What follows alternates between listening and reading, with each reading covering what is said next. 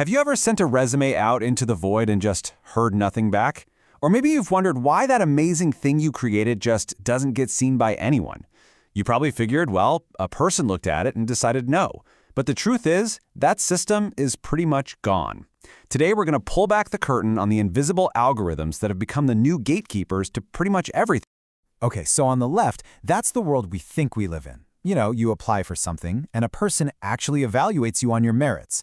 But the reality on the right is a whole different ballgame. Today, you apply, and a piece of software makes the first, and honestly, often the last decision.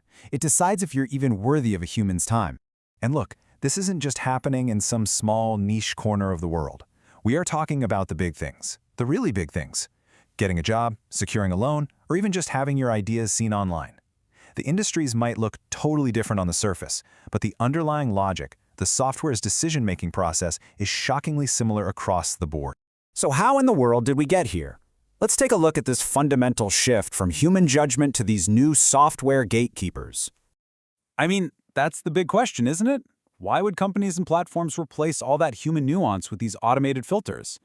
Well, it wasn't a random choice. It was a solution to one very, very big problem.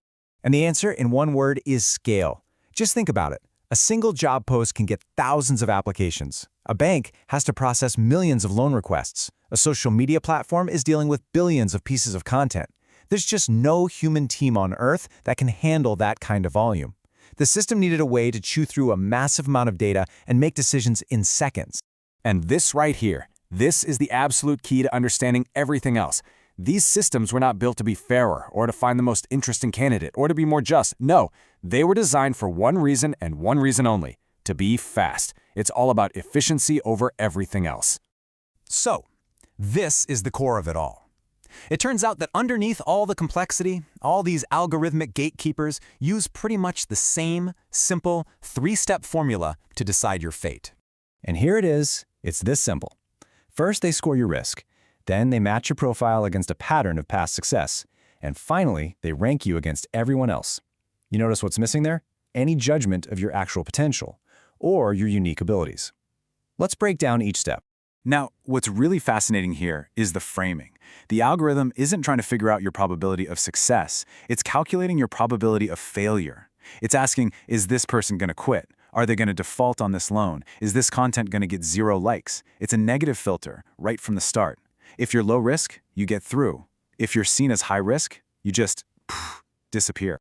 Okay, step 2 is pattern matching. The system takes all your data, your resume, your financial history, your online habits, and it basically holds it up against a template. And that template, it's built from the data of people who were successful in the past. This is exactly how old patterns get locked in as the only acceptable model for the future. If you don't look like what worked before, the system filters you out. And this last step is just brilliant in a way. See, you're not really rejected by the algorithm. You are ranked. So picture this. There's a list of 1,000 applicants for a job. The system ranks them from 1 to 1,000. And the hiring manager, they're only ever shown the top 20. So if you're number 21, you weren't rejected. You were just made invisible. All right, so that's the theory. Now let's see how this three-step formula actually plays out in the real world. When you're trying to get a job, a loan, or even just some attention online. When it comes to hiring, the system is obsessed with pattern matching. It's scanning your resume for specific keywords, for job titles, for career paths that match the people who are already successful at the company. So if you have a gap in your resume or you took a non-traditional path, the algorithm sees that as a risk, a deviation from the pattern, no matter how capable you actually are. In the world of finance, it is all about risk scoring. The system takes your credit history, your spending habits, even where you shop, and boils it all down into a single probability score. And this is why two people with the exact same income can be offered totally different interest rates. It has nothing to do with their character, it's all about whose data patterns look statistically safer to the machine. And for anyone who creates anything online, this is going to feel very, very familiar. When you post something, the algorithm shows it to a tiny little test audience. If that content doesn't get likes, shares, and comments almost instantly, what they call engagement velocity, the system just stops showing it to people. It's not personal, it's not a punishment, it's just math. Your content was ranked out of contention.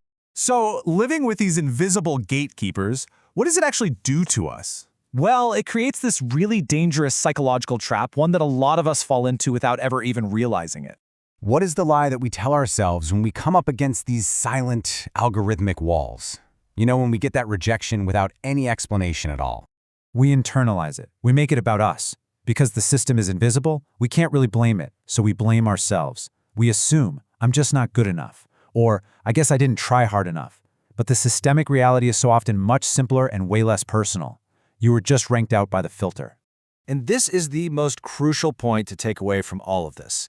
Not getting the job or the loan or the views is very often a failure of the filter, not a reflection of your actual ability. You didn't fail a test of your personal worth, you just failed to match a pattern that a machine was programmed to look for. And that leads us to this final, and I think critical thought. The ultimate power of these systems isn't really in controlling what you do. It's in controlling which doors are even visible to you in the first place. They control the menu of opportunities that you're even allowed to try for.